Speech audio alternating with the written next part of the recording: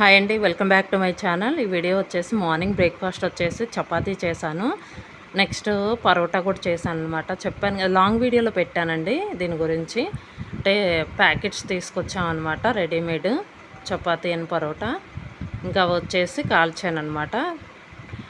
Curry వచ్చేసి potato curry. ఇదిగోండి, curry వచ్చేసి పొటాటో కర్రీ చేశాను.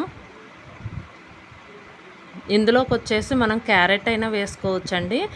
నెక్స్ట్ వచ్చేసి శనగలు ఉంటాయి కదా, హైబ్రిడ్ శనగలు, తెల్ల శనగలు అంటారు, అవైనా మనం వేసుకోవచ్చు. కాకపోతే అవి ముందు రోజు నానబెట్టుకొని వేసుకోవాలన్నమాట, చాలా బాగుంటుంది.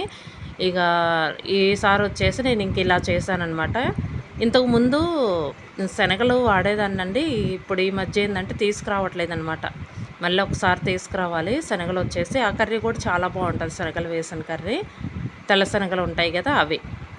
ఈరోజు నేను చేసిన వంట వచ్చేసి రైస్ చేశానండి. ఇది వచ్చేసి టమోటా పచ్చడి, ఇంకా కోడిగుడ్డు పులుసు చేశానమాట. కర్రీ వచ్చేసి నెక్స్ట్ ఇక్కడ వచ్చేసి కర్డ్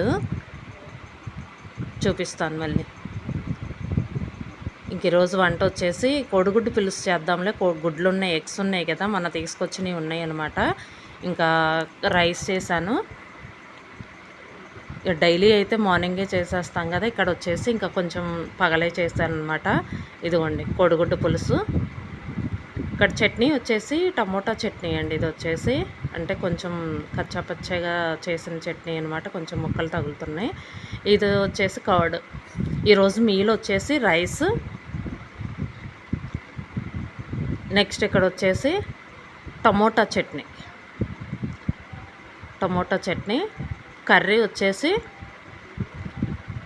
కోడిగుడ్డు పులుసు.